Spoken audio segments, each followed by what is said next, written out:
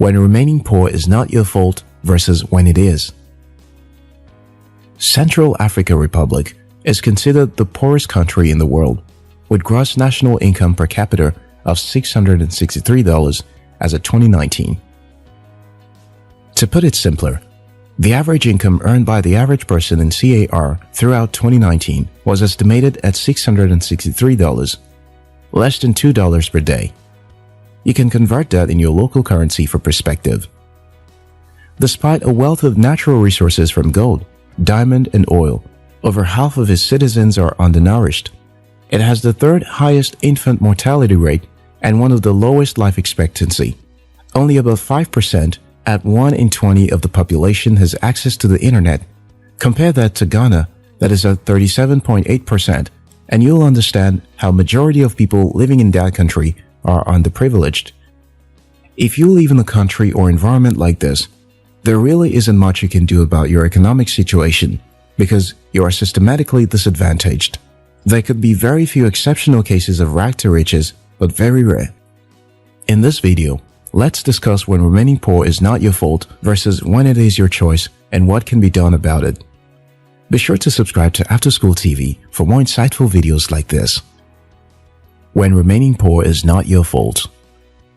When you are living in a privileged society where previous generations have laid the foundation and made sacrifices to build a free society of equal access to opportunities, and you haven't seen the other side of human existence, it's easy to assume that everyone has the same chance at life as you do.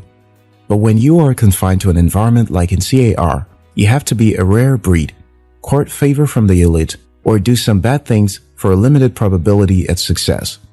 Motivational speaking wouldn't do much for the bottom 90% of people living there. But if you are living in an environment that offers market opportunity, where you can freely move and trade goods and services for money, you may be poor today due to your background or some misfortune, but you have the choice to remain poor or transcend above poverty. No opportunity is not the same as unequal opportunity. A common argument people often make for remaining poor is that access to opportunity is not equal, that some people are more privileged than the other.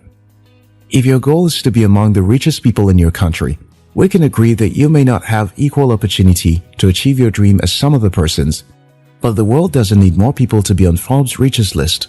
It only needs more people to afford decent livelihood. No economic system is perfect, but if you live in a country where you have relative freedom, are physically and mentally healthy, and have access to some opportunities, whether equal or not, then you have the choice not to remain poor. To paraphrase Trith Masiyiwa, founder of Econet Wireless, as entrepreneurs in Africa, we don't fight the condition, we fight in the condition. Think of it like professional boxing. Some people, by virtue of their physical stature, cannot go beyond featherweight category. They may dream to fight in the heavyweight category, but they are physically disadvantaged to compete at that level. It may seem fair for this person to complain about discrimination and inequality of opportunity, but he can choose to focus on being the best within his capability, or, like Michael Jordan, train harder to develop speed and tactics to make up for his size. My point is that the excuse of inequality of opportunity is not a valid argument for poverty, except in the case of lack of opportunity. There are people deprived of access to education and information, but that is not the same with someone attending public school because they could not afford private school. Great people still come out from public schools. Fight in the condition with what you have. You may not have the opportunity to go to the university. You may not have the opportunity to study at a private school. You may not even know anyone in position of authority to help you. But none of this are prerequisite for transcending above poverty. Opportunities may not be equal, but you can start with the little opportunity you have. One thing about opportunities is that the more you accept little opportunities, the more opportunities open up to you. If you can read, write, and speak in general language of trade, you have the basic foundation to escape from poverty. The fact that you can watch and understand this video from a device you own, connected to the internet, gives you an advantage that over 95% of the people living in Central African Republic don't have. You may take this for granted, but it's a lot to start with. You just have to stop thinking like a victim. Here's a simple example of what you can do with the basic literate skill of reading, writing, speaking, and access to the internet. Research and start learning about a subject you are curious about. There is an unlimited amount of books, courses, and materials online. Devour as much material as you can find on the subject from different sources. Then start practicing, offering a service and teaching other people what you learn. Sounds too simple, right? Well, many successful careers, businesses, apps, websites, and blogs have been built with this simple method. The biggest challenge. You see, many people will not admit to this, but the real problem here is that people are too distracted. Too distracted to focus and learn a profitable skill. Too distracted to start and finish an online training. Too distracted to finish a 20-minute video tutorial, unless it's a movie or a comedy show.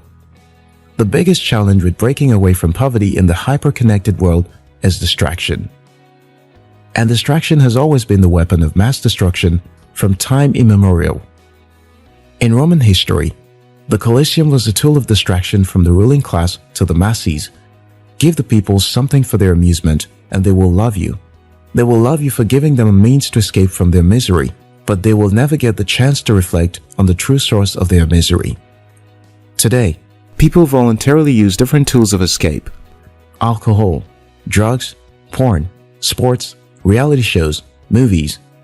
It feels like the right thing to do. After all, everyone is doing it.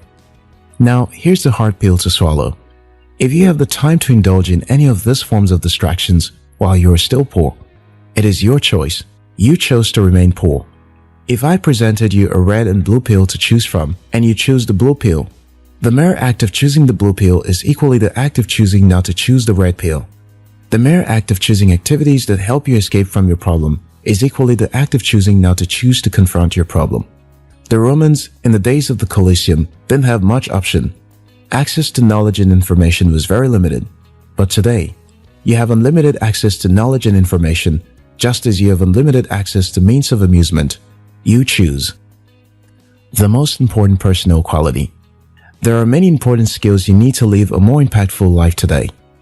But I believe that the most important personal quality you need to develop if you want to live above average life is self-discipline. I believe everything else rises and falls on this one quality. And I also believe that the first step towards self-discipline is self-responsibility. You just have to stop playing the victim. If you choose to believe that someone else is responsible for all your problems, you won't see the need to discipline yourself. It takes accepting that although the external conditions may not be favorable, although my current situation may not be advantageous, I have the power to do something about it. If times are tough, then I have to be tougher. If the conditions are hard, then I have to be harder. Others may have more opportunities. I'll build on the little opportunity I have and expand my opportunities from there. This will require that I work harder than everyone. It may require that I defer pleasure and meaningless activities, but I am willing to pay that price for a chance at a better tomorrow. I know that there are no guarantees, but I also know that there are possibilities that are worth striving for. There are possibilities of escape when you do everything within your power. So here's the question for you. Have you done everything within your power? Can you honestly answer yes to that? If not, then that means you are still responsible. Our world today has too many distractions. It's a lot harder to be disciplined, but discipline is worth working towards. You have something to offer the world.